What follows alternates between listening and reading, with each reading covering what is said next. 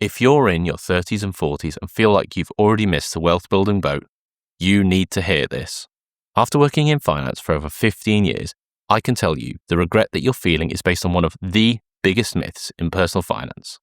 In this video, I'll show you why someone who starts investing at 35 can end up richer than someone who might have started investing at 25, and why your 20s might actually be the worst decade to invest heavily.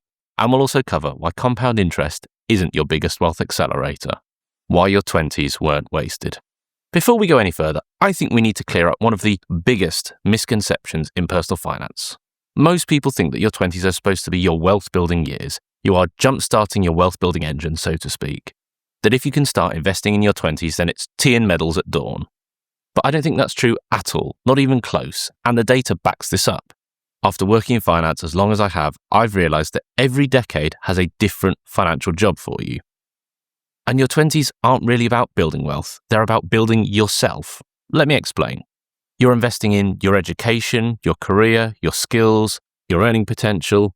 You're paying rent, saving for a house, paying off student loans, buying a first car, moving cities, and maybe travelling a bit, hopefully enjoying life along the way. That is what being in your 20s is all about. It's not a bug, it's a feature. And none of that is wasted money. Because at the end of the day, some of the best financial decisions you ever make don't show up in an investment account. Getting a qualification, learning a valuable skill, taking a better paying job, building a professional network, they are all investments. They're just not the kind that most people want to talk about or can track on a spreadsheet. And it's why I think so many people are so unfairly hard on themselves. It's honestly like being mad at your cat because it doesn't bark, or like buying a moped for luggage space. It's this sort of goofy thinking that make people completely miss the point.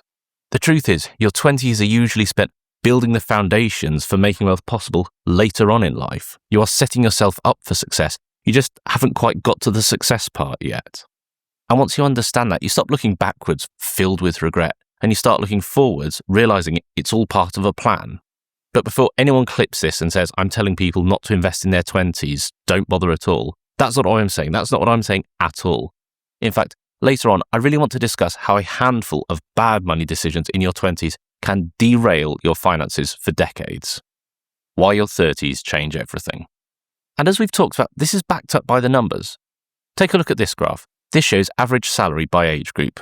According to the ONS data, the average full-time salary for someone in their 20s is around £35,800. By your 30s, this rises to about £48,400. And then for many people, earnings will continue to grow and reach their highest level in their 40s, averaging around £54,600 a year. It's not hard to imagine why there are plenty of good reasons for that. By this point, you've spent years building your career, you've gained experience, you've developed specialist skills, taken on more responsibility, and hopefully benefited from promotions and pay rises along the way. But much like compound interest, those improvements don't happen overnight. They build over time. But then something interesting happens. At the age of 50, average earnings begin to level off and gradually decline, falling to around £53,300 and before dropping to around £46,800 for people aged 60 and over. Again, this is all totally explainable when you think about it. For many people, that's because they're reducing their hours, they're changing roles, they're kind of semi-retiring, or they're just leaving the workforce altogether. So this tells us, statistically, your earning power tends to increase throughout your 20s and 30s before peaking in your 40s. And because wealth is built by consistently investing meaningful amounts of money, those higher earning years give you your greatest opportunity to accelerate your financial progress. As you get to the point that your income is increasing, at the same time, some of your costs may be decreasing or at the very least stabilizing. If you earn £30,000 in your 20s, a decent chunk of that will get eaten up by just all the essentials, all the things you have to pay for just to get by. And the list is full of all the usual suspects: rent, student loan, groceries, utilities, saving for a house, council tax, transport. You might have a really, really small margin left at the end of the month to actually do some saving and investing. But what you have to give up to get there is proportionally bigger. But as your salary increases up to, say, £50,000, your bills don't necessarily have to increase at the same rate, and so the gap between the two starts to widen. Now, clearly, it goes without saying that how you're spending your money might change. You might have paid off your student loan, but now you have to pay for childcare. You might not be renting anymore, but you're paying for a mortgage instead. But as that gap starts to widen, that's where you can really capitalize and, in this case, quite literally, really start putting money away and investing at a much higher rate compared to when you were in your 20s. And this is where I want to discuss a very bold claim that I made at the start of the video. But be prepared for this, because this one might hit you like absolute whiplash. The biggest wealth accelerator isn't necessarily compound interest. And I know how that sounds. Everyone thinks wealth starts with investing. I think it actually starts much earlier than that. It starts with building a career that gives you the ability to invest in the first place. Everyone tells you that compound interest is the biggest wealth accelerator. I actually think that's only half of the story, and I think it's actually the second half of the story. Because, hear me out, compound interest can only work on money that you've managed to invest in the first place. So, in some ways, your income is the genesis, the very first starting point of your investing journey. And where does that money come from? Your income. Your salary is the engine that powers compound interest. Without your income, there are no pension contributions, no ISA investments, and nothing for compound interest to compound. That's why I think your biggest wealth accelerator isn't necessarily the stock market, especially early on in your career. It's your ability to increase the amount you can consistently invest. And that is the part that just so many people miss.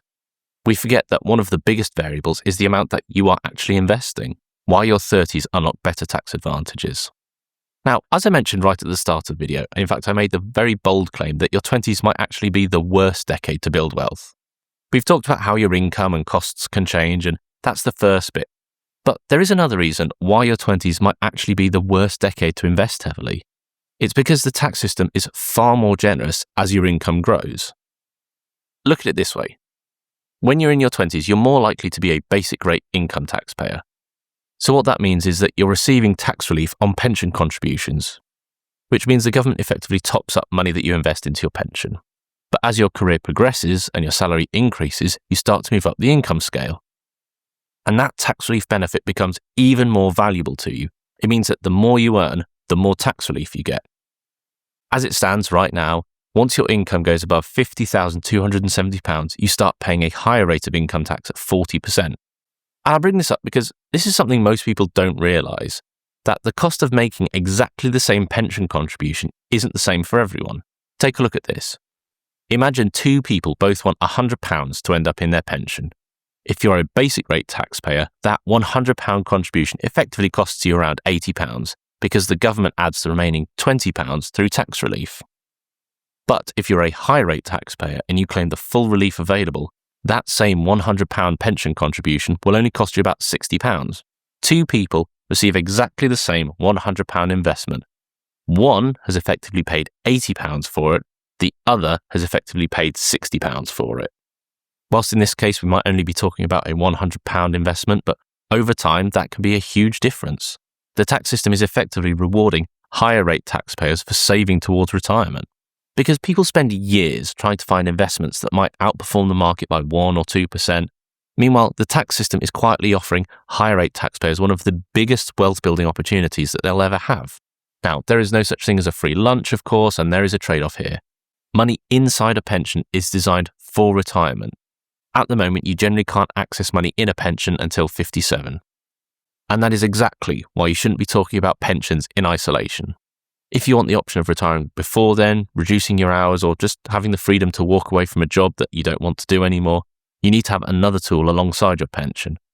That's where the stocks and shares ISA becomes incredibly powerful. That's for another video, which I'll link at the end. 25 versus 35. At the start of the video, I made what probably sounded like a ridiculous claim. I said that someone who started investing at 35 could actually end up wealthier than someone who started investing at 25. But let's put some numbers behind it. Imagine we have two investors. John starts investing at age 25. He's doing everything the internet tells him to do.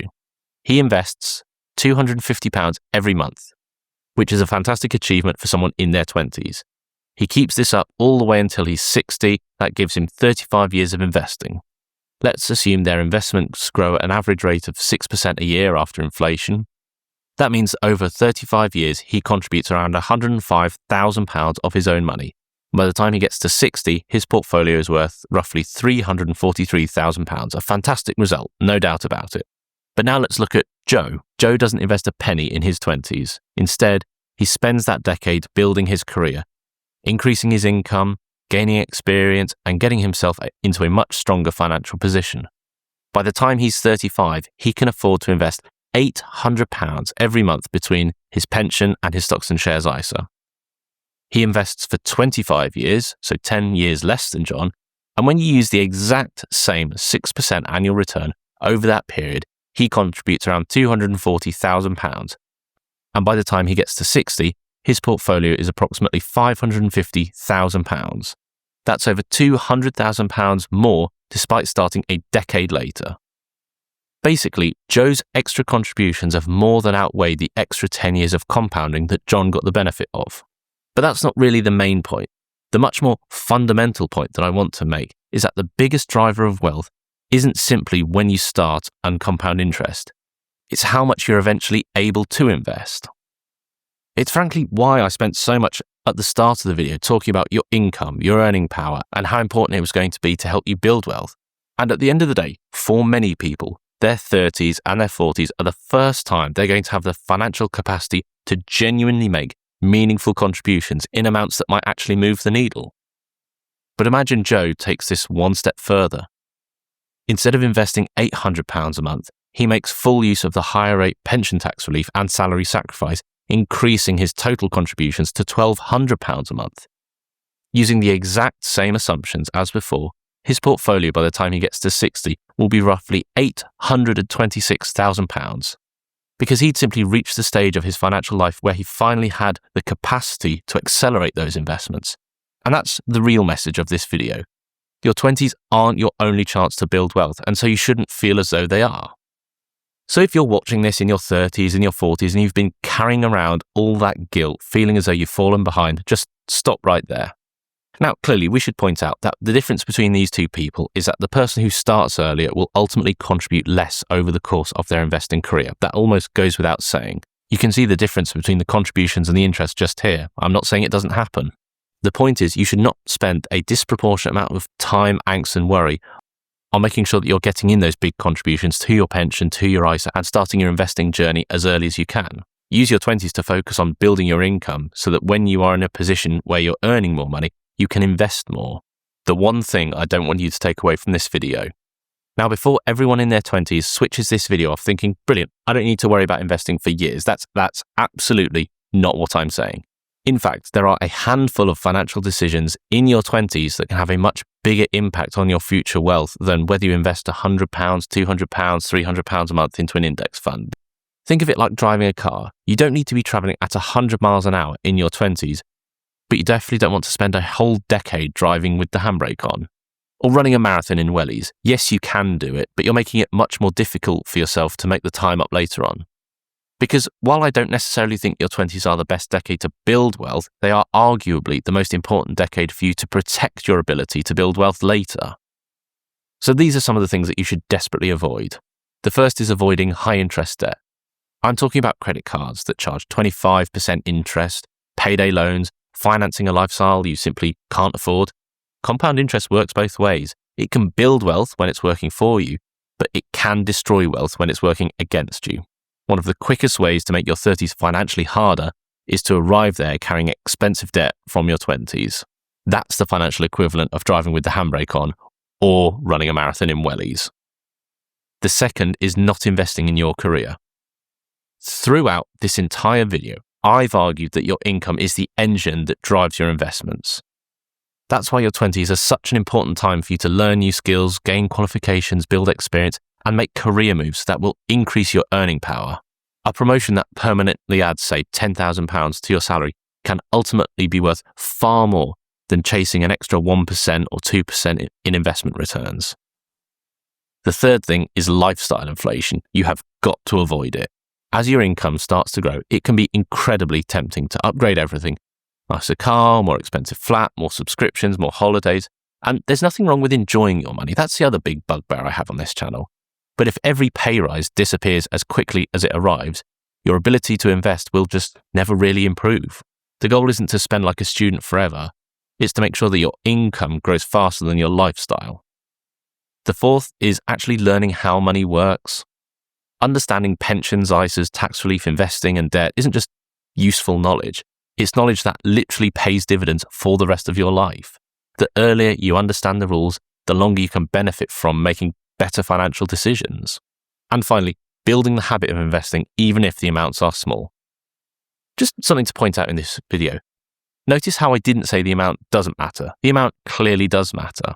And if you can afford to put some money away early on, even just 10, 15, 20 pounds a month, what I'm saying is that habits scale. Someone who automatically invests £50 a month at 24 is far more likely to be investing £500 or £1,000 a month when they're earning more in their 30s and 40s than someone who never built the habit at all.